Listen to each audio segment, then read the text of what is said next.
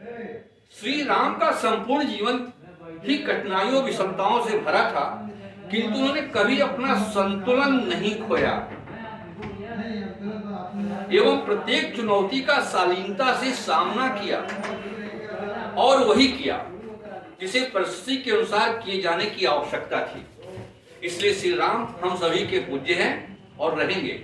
वही दूसरी ओर प्रकांड विद्वान एवं परम बलशाली रावण अपने हठी स्वभाव के कारण परिस्थितियों से सामंजस्य नहीं बैठा और अंततः श्री राम के हाथों अपना अंतिम युद्ध वो उसके साथी जीवन भर की अर्जित प्रतिष्ठा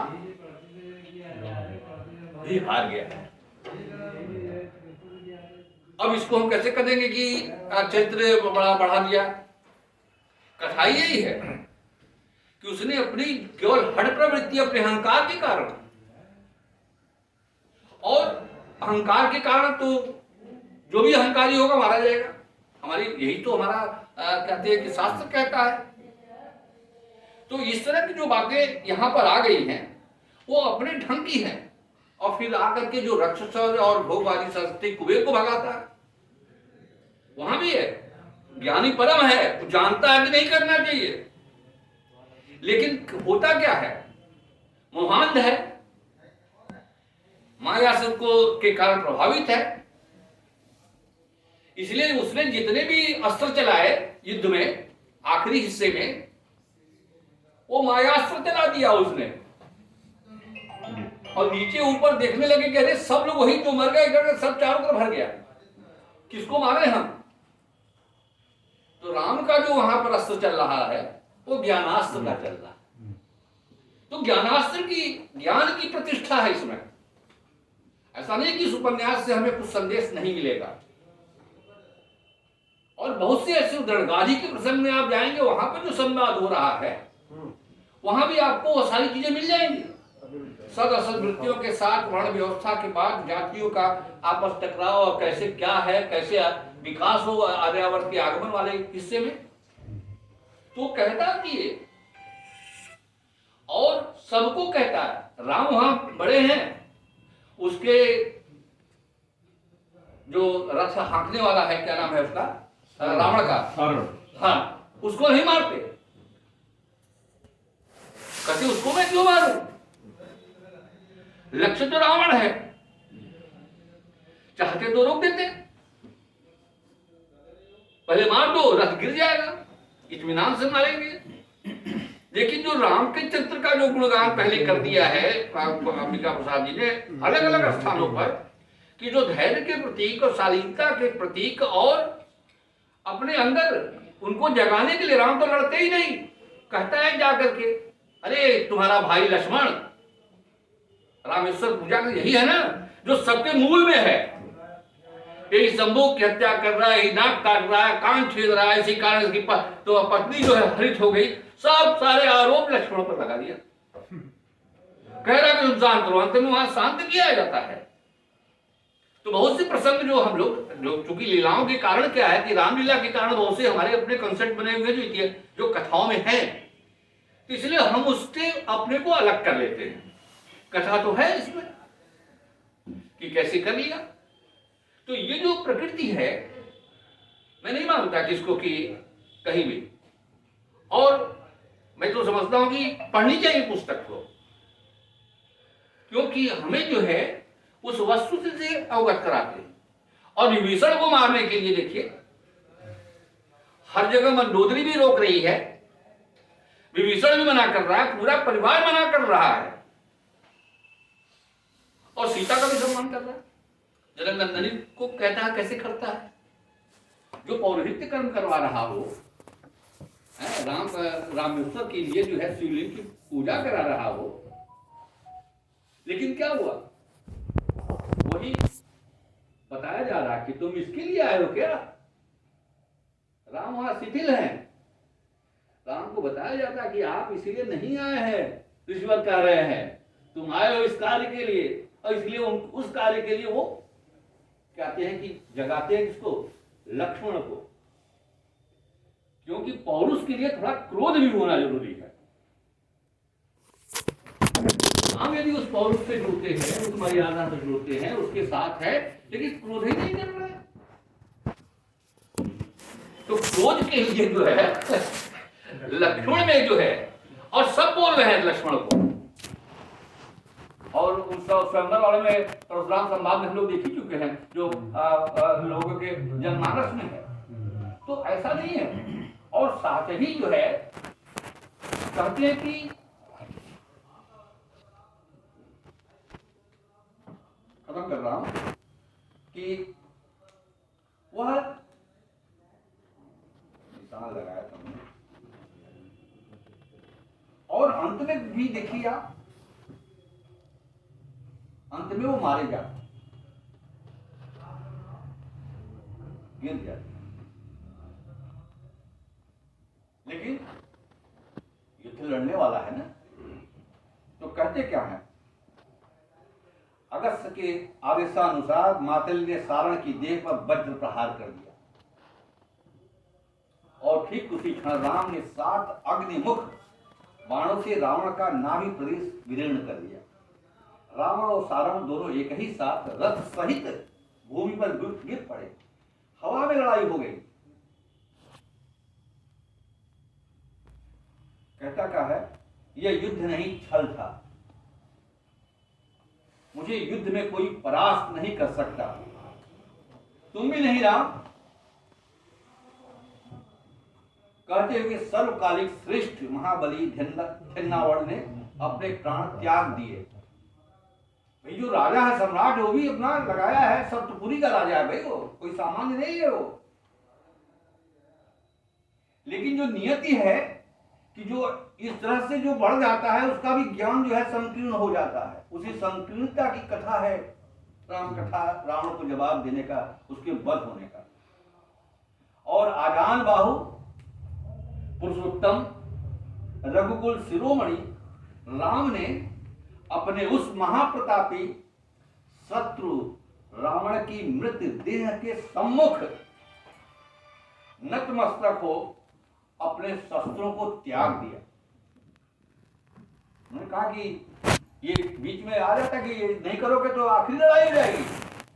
लक्ष्मण भी बोल देता, उसके साथ में जो बांदरी सेना के लोग बोल रहे राम को, तो कहा नहीं। और ये मर्यादा, क्योंकि राम का जो लक्ष्य था उसको पूर्ण किया और सम्मान ढंग से किया कि उसको जा करके भाई उसको नमस्कार बंदगी भी राम ने किया। ये उसकी मर्यादा। दूसरी बड़ी बात मैं कहना चाहूंगा कि उस समय सबसे बड़ी ताकत थी अस्त्रों में ब्रह्मास्त्र की, और ब्रह्मास्त्र है लोगों के पास, एटम बम, न्यूक्लियर पावर ब्रह्मास्त्र है पार्टी के पास, दोनों पार्टियों के पास है ब्रह्मास्त्र। लेकिन किसी ने ब्रह्मास्त्र का प्रयोग नहीं किया, और नहीं कारण दिया वहां पर कि ब्रह्मास्त्र नहीं हो, उससे बचना होगा, विनाश होगा जो मानवता का। रावण भी जानता है इस बात को, और राम भी जानते हैं। तो यहां जो रणनीति के साथ है, वो भी विद्वान जानता कि हम ही नहीं जाएंगे, चलेंगे सब लोग चले जाएंगे। तो ये जो है ब्रह्मास्त्र आज क्यों पड़ा हुआ है, लोग टीवी खोल के हम लोग यही देखते हैं, रुका है कि नहीं रुका है, टम बम रुका है कि नहीं है, एक उधर से पागल चिल्ला रहा। लेकिन शक्तियां जो है आवश्यक हैं सुरक्षा के लिए। यदि आपके पास तलवार है तो इसका मतलब नहीं है कि आप हिंसक हो गए। वो शक्ति जरूरी है सुरक्षा के लिए, देश की सीमा के लिए, और उसके तमाम कारण जो है, बहुत से ऐसे स्थल भी है जो कि कहीं न कहीं जो हमारे बहुत से सामाजिक संरचना से या हमारे पौराणिक संदर्भों में जो बहुत सी कथाएं आ गई हैं, उसमें जो उठते हुए प्रश्न हैं, वो प्रश्न भी इसमें है।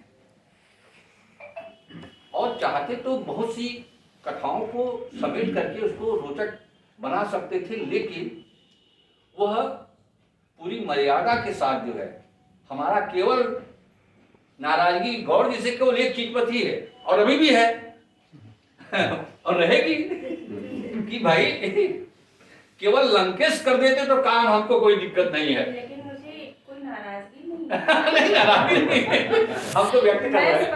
नहीं वो रचना है। हाँ वो देखिए रचना है, नहीं देखिए रचना भी संस्कृत पाठक नहीं पर यदि पाठक लिख रहा है, बात थोड़ा है कि हम जानते ही लड़के का नाम प्रेम रख दिया, बाद में हिंसक निकल गया है, क्योंकि हम उसके मूल धर्म को नहीं जान रहे हैं, क्या आलू रख दिया, बाद में पता लगा बहुत हिंसक है।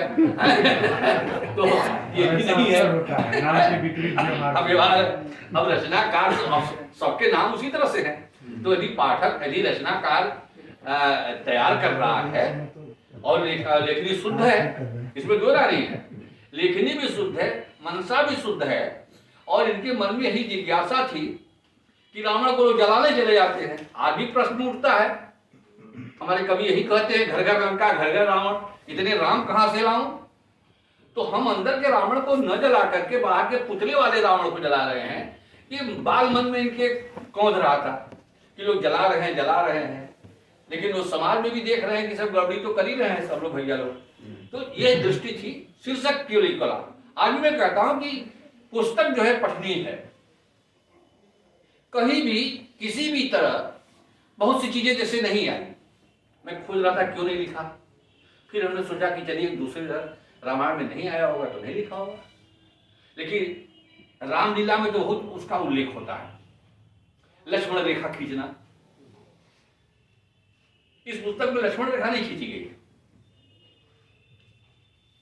केवल कह दिया गया और वहां पर उर्दू के शब्द का प्रयोग भी कर लिया, दहली है ना, थोड़ा सा और भी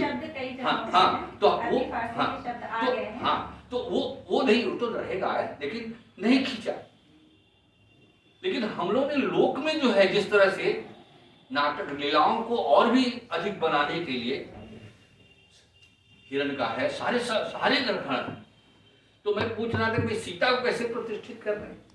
सीता भी अपने ढंग से बात कर रही है, पैर छू रही है, आशीर्वाद हो रहा है, पूजा जब कर रही है, कथा है वो। लेकिन वहां पर लक्ष्मण रेखा जो है नहीं खींची गई। और दूसरे रामायण में यदि नहीं है तो नहीं है, ले लिया तो, और कह दिया कि जब सीता को अपना विवेक उसका क्या था, उसको क्यों कर लिया। तो उसी पर कहता है ना कि रावण कहता है कि अरे तुम्हारे कुल का ना घाटी है ये, तू रहता आश्रम पर चिल्लाता है, भाग के क्यों गया मृग के पीछे। तो ये सारे आरोप जो है वह क्रोध का, तो क्रोध जरूरी भी है और क्रोध गैर जरूरी। तो इसलिए मैंने कहा कि दोनों स्थितियों का है, और कुल मिलाकर के जो राम कथा हमारी है, जो बातें कही जाती हैं कि उसमें सद और सदवृत्तियों को लेकर के मूल्यों की बात की जाती है, और जो हमारी मानवतावादी दृष्टिकोण होना चाहिए, इसीलिए हमारी कथाएं जो है बार बार जीवन में आती है, प्रभावित करती रहती है। तो पुस्तक में कहीं भी उसका उल्लंघन नहीं हुआ, और पुस्तक को बड़े रोचक ढंग से, हम तो जानते ही नहीं थे कि इतना जो है मोटा लीप पढ़ करके जो है अंबिका जी गौर जी एक बार पढ़वाएंगे हम लोग को तो ये पोथन्ना जो है। लेकिन बाद में हमको लगा कि भाई एक जो है भवानी सिंह पर भी लिखे हुए हैं, तो भाई भवानी सिंह भी इनसे लेके पढ़ेंगे कि वहां देखते हैं कौन सा उपद्रव करते हैं। तो ये लेखक की अपनी छूट है, इसलिए मैं अभिनंदन करता हूँ गौरी का कि ये चीज है। हमने प्रश्न भी किया था, उन्होंने कहा कि जय घोष है इसलिए जय तू मैंने रख दिया। तो हमने कहा जय घोष तो बहुत हो रहा है, जैसे हर हर महादेव है तो हर हर क्या है, हर हर मोदी घर घर मोदी। अरे भाई क्या जरूरत है हर हर के साथ मोदी लगाने की है। तो हमारे जो एक भाव मन बन गया है कि ये जो प्रकृति है हमारे अंदर की वो प्रभावित करती है। मैं पुनः जो है कहते बधाई देता हूँ। अब हमारे सिंह पढ़ा दीजिएगा हमको।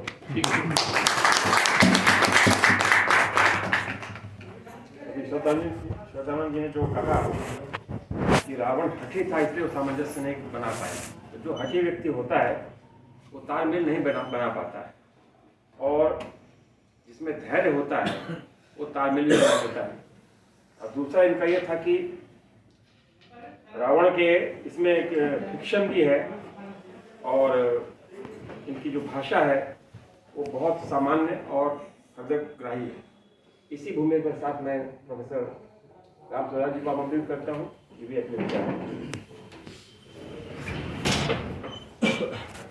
जैत जैत उल्लन की इस पुस्तक के लोकार्पण एवं विचार संगोष्ठी की अध्यक्षता कर रहे हम सबके आदरणीय डॉक्टर जितेंद्र नाथ मिश्र जी, सुप्रसिद्ध कथा लेखिका डॉक्टर मुक्ता जी, आदरणीय भाई प्रोफेसर श्रद्धानंद जी, संचालन